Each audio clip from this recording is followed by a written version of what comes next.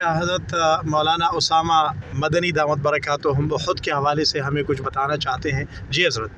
بسم اللہ الرحمن الرحیم نحمدہ ونصلی علی رسولہ الکریم. غزوہ احد ہوا تھا 3 ہجری میں، اور غزوہ احد ہونے کی جو وجہ تھی وہ تھی غزوہ بدر.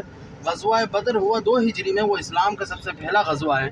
اللہ کے نبی صلی اللہ علیہ وسلم اور باقی صحابہ غزوہ بدر میں جیت گئے، اور مشرکین بہت ہی شرمناک طریقے سے ہار گئے، اور انہیں اس بات کا اتنا غم ہوا کہ انہوں نے قسم کھائی کہ اگلے سال ہم کسی مسلمان کا نام و نشان زمین پر نہیں چھوڑیں گے.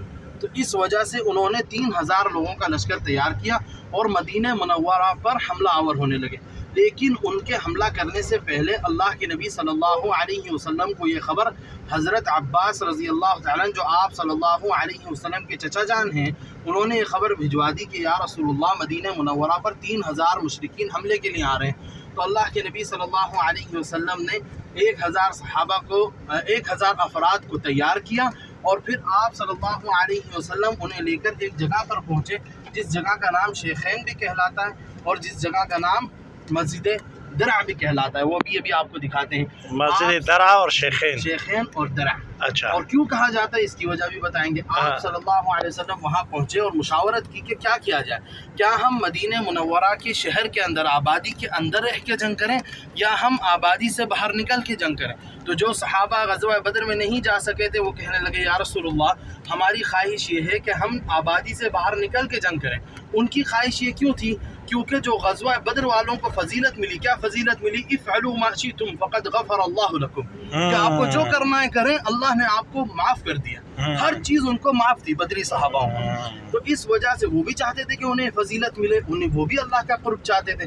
تو ان حضرات نے کہا کہ یا رسول اللہ ہماری خواہش یہ ہے کہ ہم آبادی سے باہر نکل کے جنگ کریں، تاکہ ہم جو ہیں وہ اپنی جانوں کو پورے طریقے سے اللہ کی راہ میں پیش کر سکیں. تو جب اکثر صحابہ کا یہ مشورہ ہوا تو اللہ کے نبی صلی اللہ علیہ وسلم اپنے خیمے میں تشریف لے گئے، اور آپ صلی اللہ علیہ وسلم نے آرمرز پہنے، جنگی لباس پہنا، اور زرہ پہنی. اور زرہ پہن کے اللہ کے نبی جب باہر تشریف لائے تو صحابہ کہنے لگے یا رسول اللہ یہ تو صرف ہمارا مشورہ تھا، اگر آپ کی خواہش یہ ہے کہ ہم آبادی کے اندر رہ کے جنگ کریں تو ہم آبادی کے اندر رہ کے جنگ کریں گے. ہماری جانیں تو آپ کے حکم کی غلام ہیں، جیسے آپ فرمائیں گے ہم ویسا کریں گے.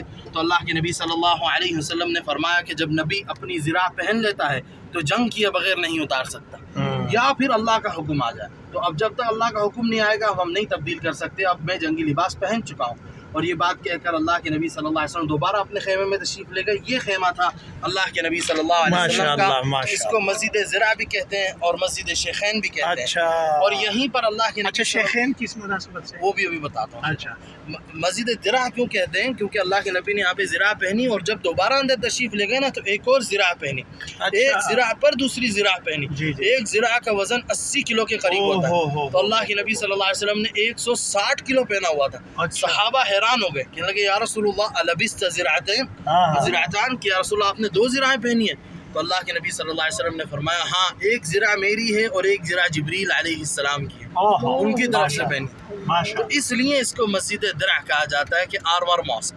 اور شیخین کیوں کہتے ہیں؟ شیخین کہنے کی 3 وجوہات ہیں.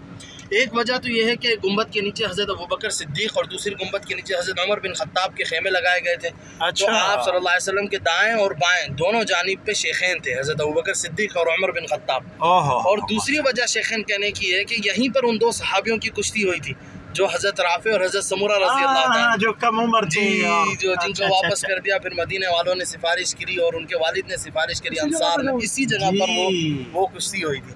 اور یہیں پہ اللہ کے نبی اپنے خیمے میں بیٹھے ہوئے مسکرا رہے تھے. اور تاریخ کے حساب سے جہاں پہ ہماری گاڑی ابھی کھڑی ہوئی ہے، اس جگہ پر جو کشتی ہوئی تھی اللہ کے نبی اپنے خیمے سے دیکھ رہے تھے اور مسکرائے جا رہے تھے. یہ وہ جگہ ہے، یہاں پر وہ کشتی ہوئی. اور یہیں سے پھر ان دونوں صحابہ نے، حضرت رافع اور حضرت سمورہ رضی اللہ تعالیٰ نے جنگ میں شرکت کری. اور یہی وہ جگہ ہے جہاں سے 300 منافقین واپس چلے گئے. اچھا. 300 عبداللہ بن ابی سلول الملعون جو ہے وہ یہیں سے واپس لوٹے تھے. اچھا. شیخین کہنے کی دوسری وجہ کیا ہوئی؟ حضرت رافع اور حضرت سمورہ، ان دونوں کی کشتی ہوئی تو شیخین ہو گیا. اور اس سے پہلے اس کو شیخین اس لیے کہا جاتا تھا، ان دونوں تاریخوں سے پہلے، کہ یہاں پہ 2 یہودی رہا کرتے تھے، میاں بیوی، جو کبھی ضعیف العمر تھے. ہاں بڑی عمر کے تھے، تو ان کی وجہ سے بھی اس کو مقام شیخین کہا جاتا ہے۔ اچھا، 3 وجوہات، جی 3 وجوہات ماشاء اس اللہ، وجہ سے۔ بارک، یہ تو آپ نے زبردست ہمیں وہ کرائی۔ ہم یہاں اترے، مولانا اسامہ نے جو تفصیل بتائی، مسجد بھی آپ کو دکھاتے ہیں، اور اس گاڑی کی جگہ پہ یہ کشتی ہوئی تھی، یہاں جو گاڑی کھڑی ہے، خیمہ یہاں لگا ہوا تھا، آپ صلی اللہ علیہ وسلم یہاں سے وہ یہ مناظر دیکھ رہے تھے، ماشاء اللہ۔ حضرت سمرہ اور حضرت دوسرے صحابی رضی اللہ تعالیٰ عنہ کا جو بچے تھے۔ السلام علیکم۔ یہاں پہ ماشاءاللہ کھجوری اور ٹھنڈا پانی تو ہر جگہ ہوتا ہے، یہ کھجوری اور ٹھنڈا پانی مسجد درا اور مسجد شیخین ہے، ماشاءاللہ ماشاءاللہ۔ السلام علیکم ورحمۃ اللہ۔ وعلیکم السلام علیکم۔ تو یہ مسجد درا کے اندرونی مناظر ہیں ماشاءاللہ، اور آپ لوگوں نے ہماری میزبان سے کے زبان سے زبردست انداز میں یہ واقعہ سن لیا۔ اللہ تعالی ہمیں ان حضرات کی برکات سے مالا مال فرمائے۔ اللہ تعالی اصحاب بدر اور شہداء بدر کے ساتھ ہمارا حشر نشر فرما دے۔